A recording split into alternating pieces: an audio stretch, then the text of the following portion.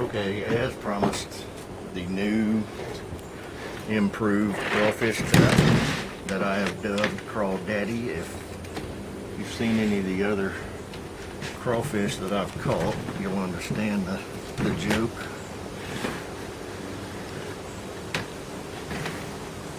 Same as before, square it up, measure off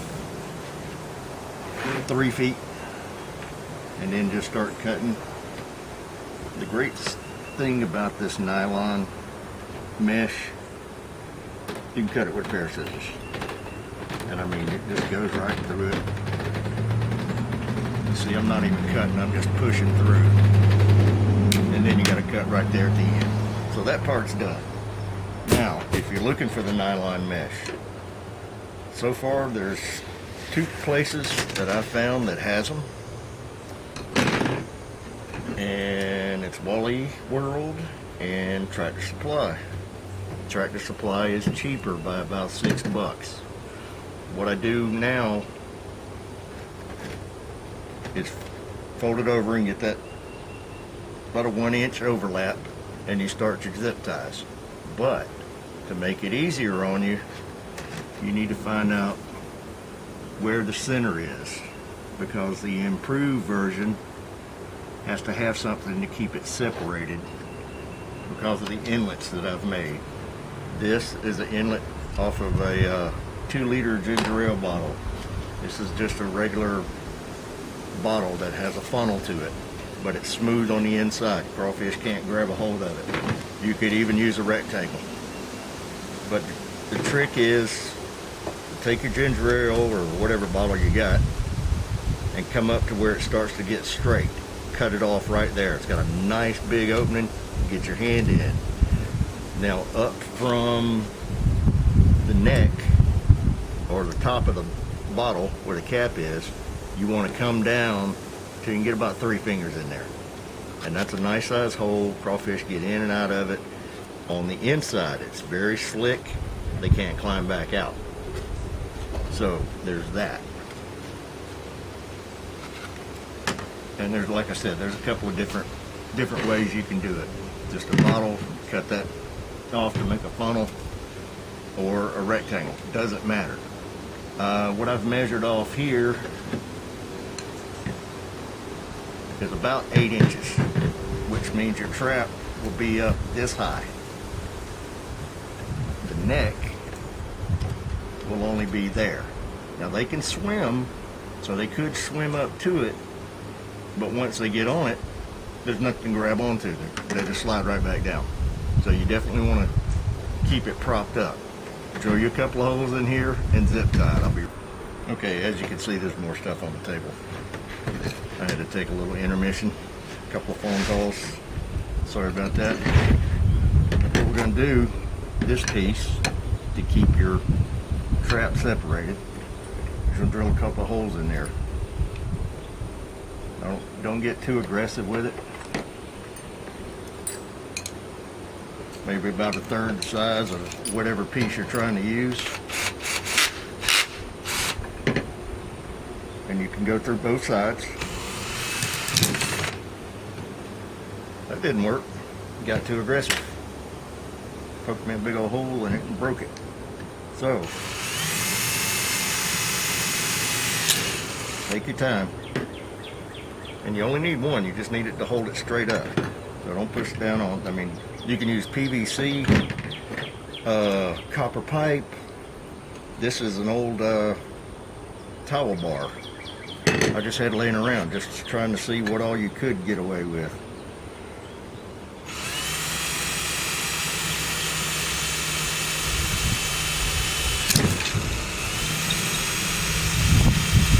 Seems pretty brittle though.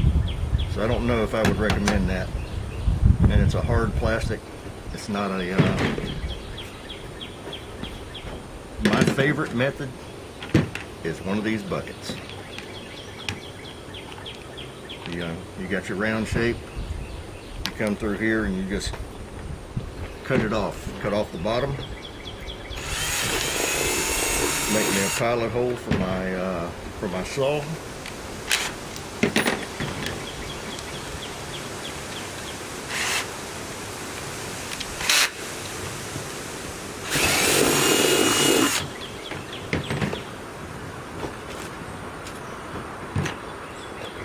I go right along.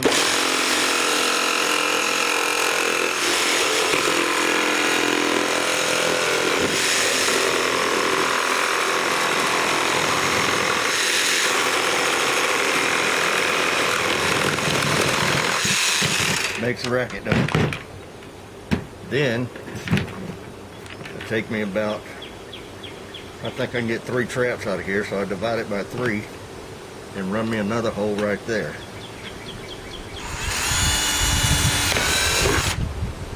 And just cut me a strip. You don't have to have the power tools. You can do it with a utility knife. I don't think a pair of scissors will cut this, but I know Ken snips.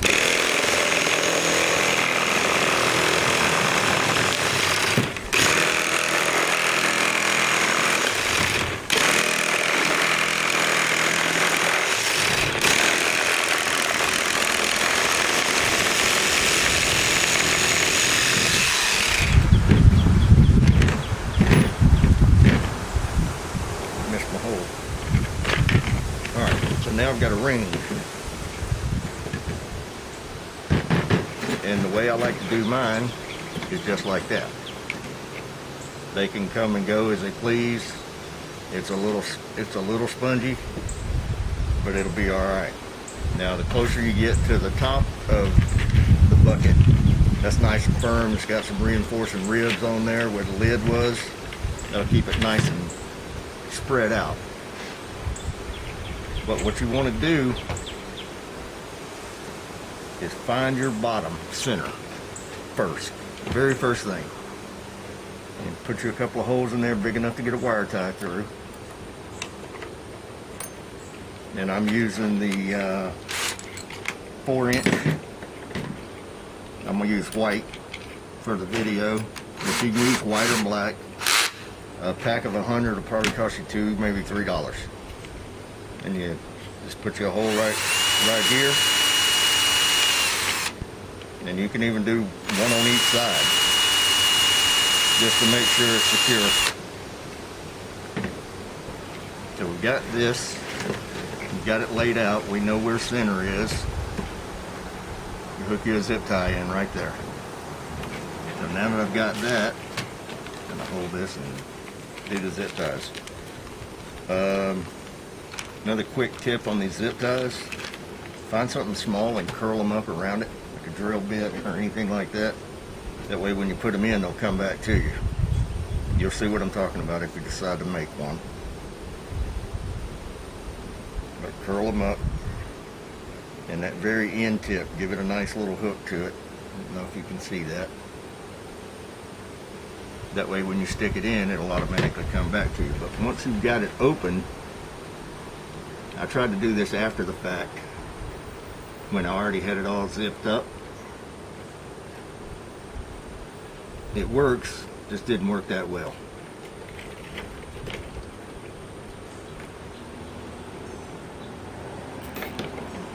Get one in there, cinch it down, clean it up if you feel like it. You don't have to. I like to keep my stuff nice, kind of tidy. That lid's no good. Now that was actually the bottom.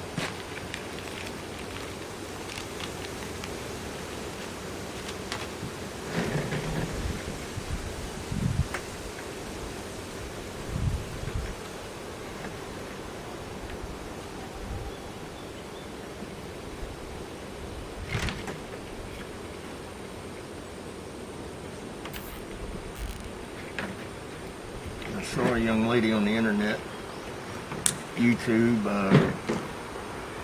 that read something. I can't remember exactly what their YouTube channel name was.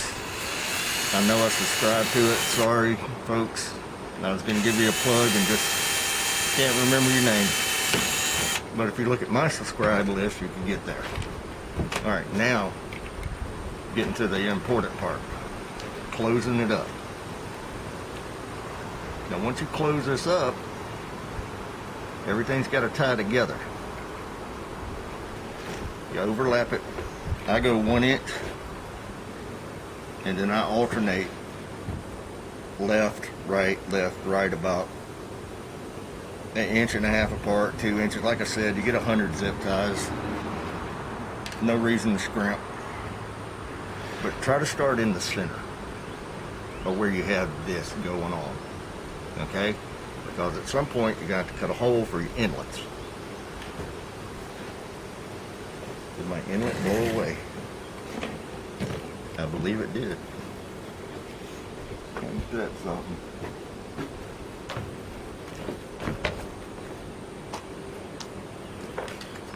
Why didn't y'all tell me it blew off the table? Y'all not much help. But go ahead and get the center one overlapped, and you'll see it. I mean, this grid pattern, it'll match up. And go ahead and get you one started. You could start on the ends. I mean, I guarantee you it's much easier if you start on the ends, but not when you're trying to cut the holes in for your inlets. But the other way to do this trap was to close up the ends almost to the full end of it, to the corner, and then push the corner in for the inlet for the crawfish. But I found that they were getting in and getting out, which defeats the purpose. And the reason I say start in the middle, because you can reach your hand in and get that zip tie to do exactly what you want it to. Just come back out so you can cinch it down. Now that one I went through top, both sides of the trap and through the bucket. And like I said, I keep curling these things up so they'll come back to me and I can get them in and out easy.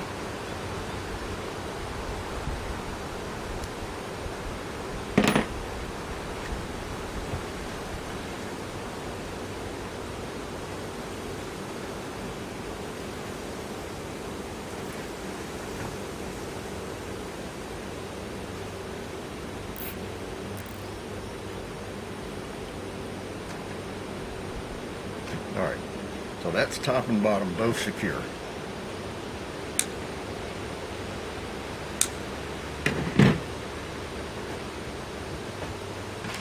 And you just work your way down. You can alternate or you can go right down the center. You just want to make sure that they can't get out once they get in. And, if you start trying to cull the crawfish, because you're going to get some small ones. Don't think you're not. Just make sure you throw those back and kind of manage your resources. If it's too small to eat, throw it back in there. It'll grow.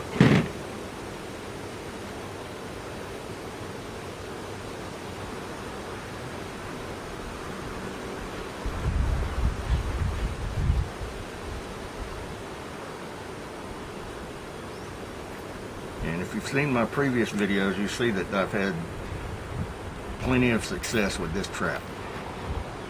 If there's crawfish where you set your trap, you will catch them. Now bait. Oh, I've been using just the absolute $1 pack of hot dogs.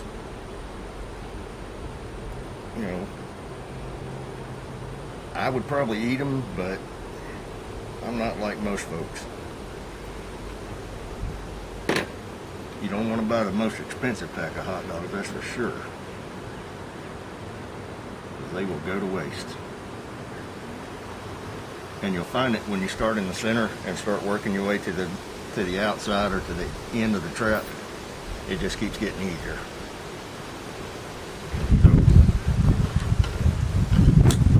Like when I'm doing projects and working out in the field, I got this one saying, worst first, or do your hardest chores first, and then at the end of the day you're not so burnt out that you can't do anything else.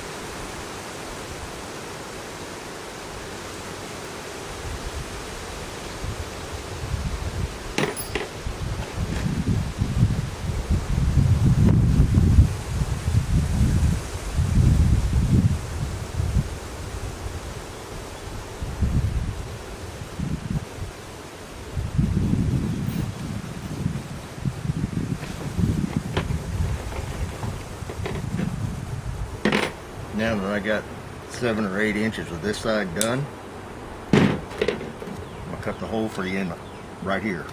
Now you could place it right there and try to cut around it. And I try to stay away from my seam, but you just lay it on there and just kind of rough cut around it. And like I said, it doesn't have to be perfectly round. Just get it close because you're going to shove it down in there.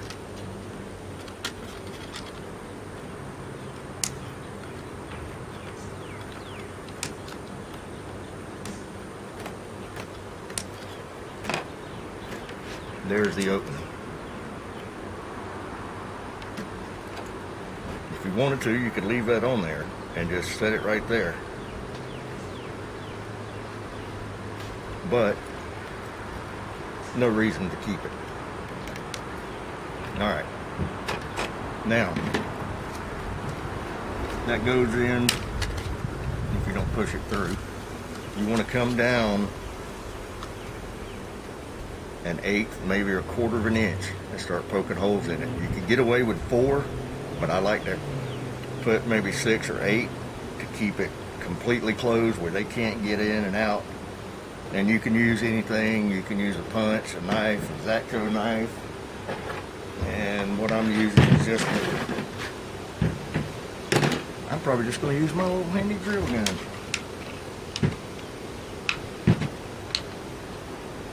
Something else that works great is just a hole punch. You know, if you got one laying around, you got an office going on. But I just put it around this board right here and poke a series of holes in there.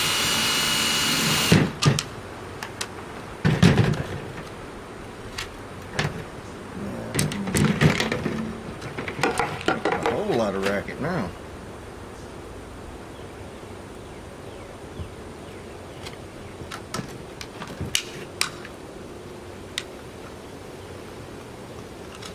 Zip tie in the top, fold it over, but it'll come back up through the screen, and just start securing it to the trap. The hole might be a touch small. And it is.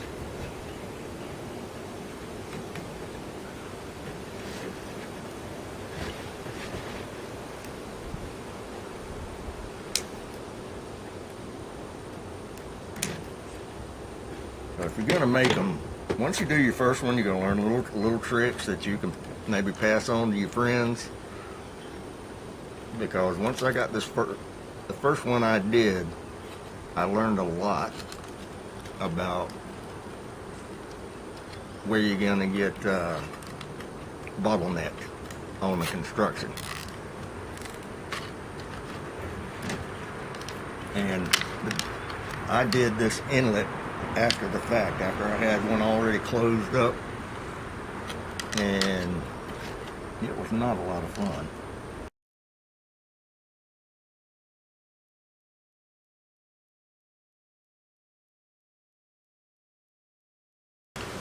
It's okay if when you first start out, your hole's too small. You can always make it bigger, but you can't make it smaller once you cut that thing off.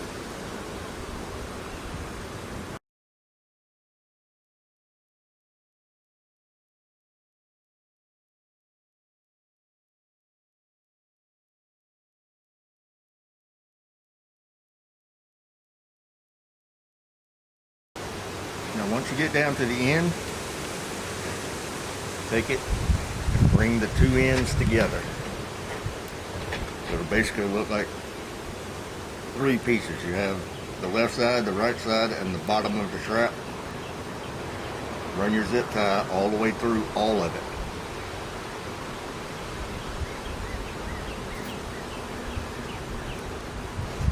And it will come out looking like that.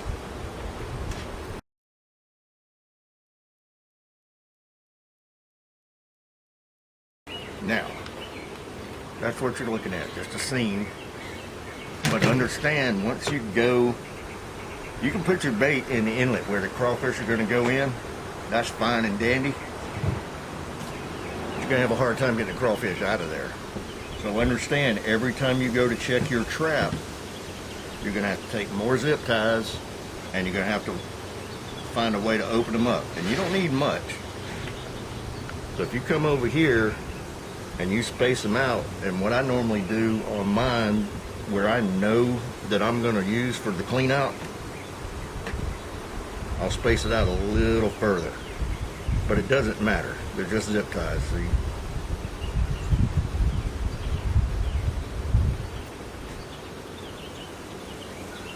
I take them like this. This is my bucket. Get your bucket, get a little bit of water in there, and just dump them right in there. Reach in there, the small ones, take them out, throw them back. You're ready to go.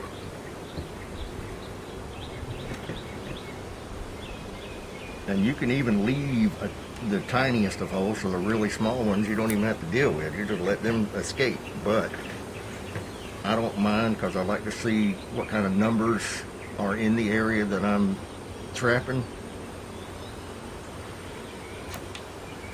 And as far as I know, where I live, there is no laws on trapping crawfish.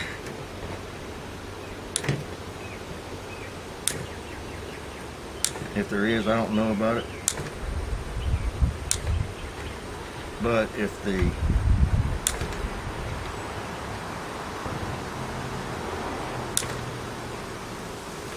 stuff hits the fan, who cares? You gotta eat. And this is a great passive trapping scenario right here. You just throw it in there and go do something else. Their crawfish are pretty nocturnal. You're not gonna do much. I usually leave mine in the water for 24 hours and then I go check it. But I mean, if you didn't make it one day, you can go check it 2 days. But I've had 0 in a trap and 13 the next day. Now, I had to throw about 5. I had to throw about 5 of them back because they were just too small. But if you were starving, go ahead and eat them. Absolutely. I ain't gonna talk bad about you. But this is another 2-liter bottle, and see how it's really domed. You're gonna only be able to go down maybe 1/4 of an inch from the neck, but just keep that in mind. If you got one that's more of a conical shape, it'll be longer.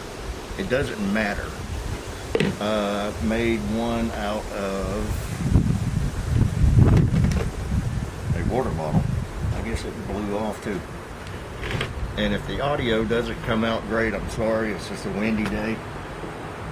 And I don't have a sponge for the microphone on that camera. Sorry. I'm not a professional. But when it comes to trapping and hunting, I might be. Because I definitely do not go hungry in the woods. I also don't go out there with no food at all. That's just stupid. I mean, in the winter months, there is a very good chance you get skunked. A lot of people go out hunting deer, don't see one. Don't get a shot at one. You got to have alternatives.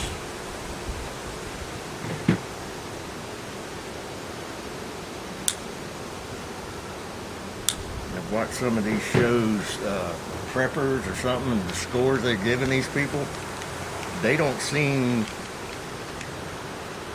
to take into account that you're gonna hunt. There's wild plants out there that you can eat. Just make sure you know what they are. Educate yourself.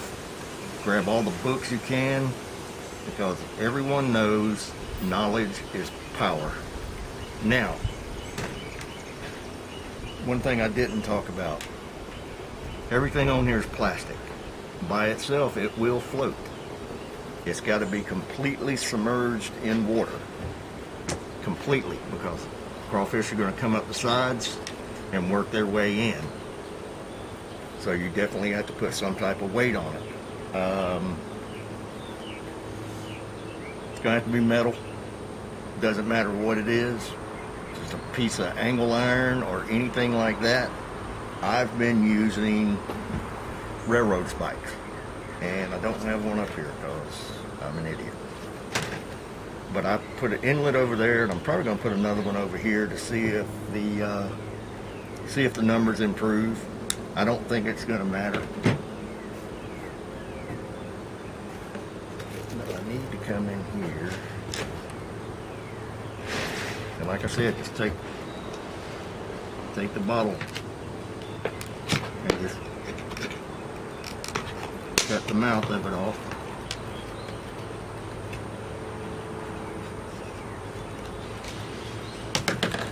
And then all I'm using is just a utility knife. One that I actually work on leather with, so I shouldn't be doing that.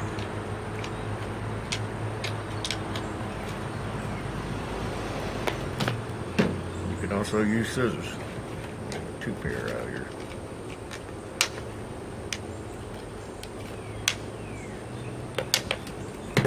Yeah, like I said, I've been doing it now for a while, so I can get 3 fingers in there. I'm pretty good with it.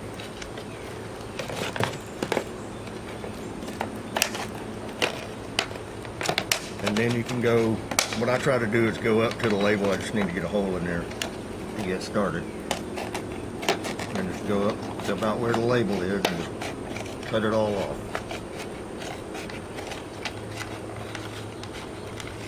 You can even use the rest of the bottle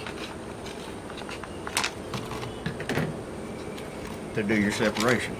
You know, if you leave the bottom on it. I mean, this is not going to do anything.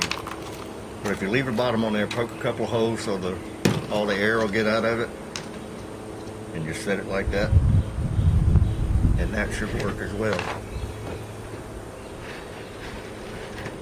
And now that I've got this, I just want to get right up to the edge of the seam.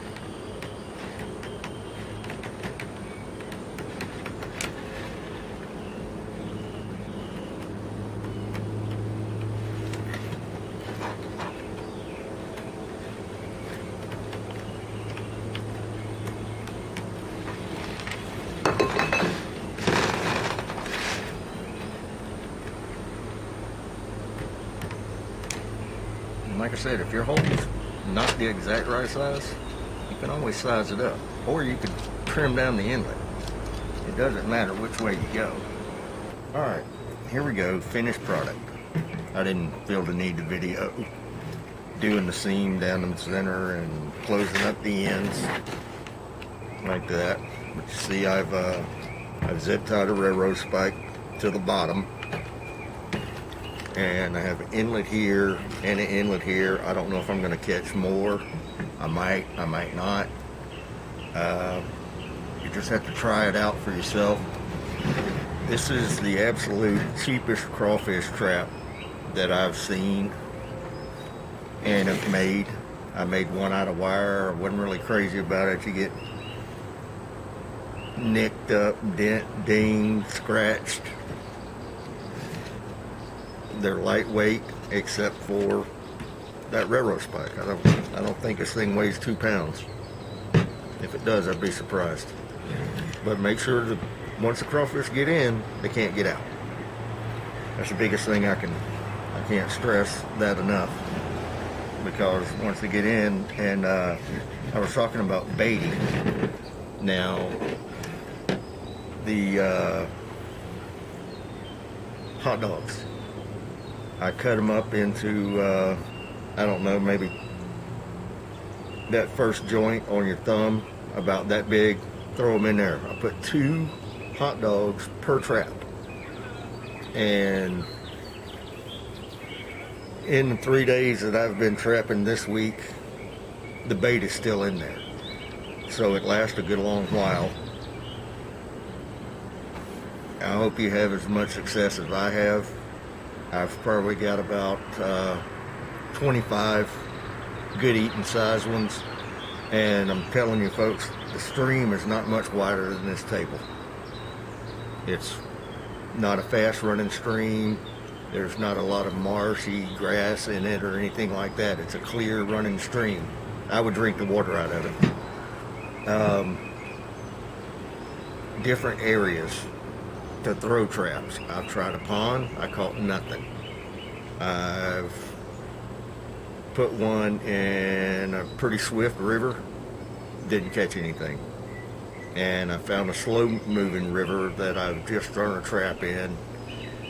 First day I didn't have anything, but I'd taken one out of a pond and threw it in the river. I don't know if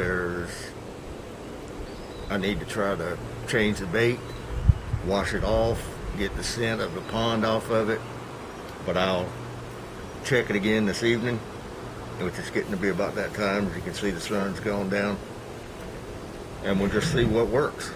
And as I get new information, I will pass it on to you guys. Have a good one. Be safe out there.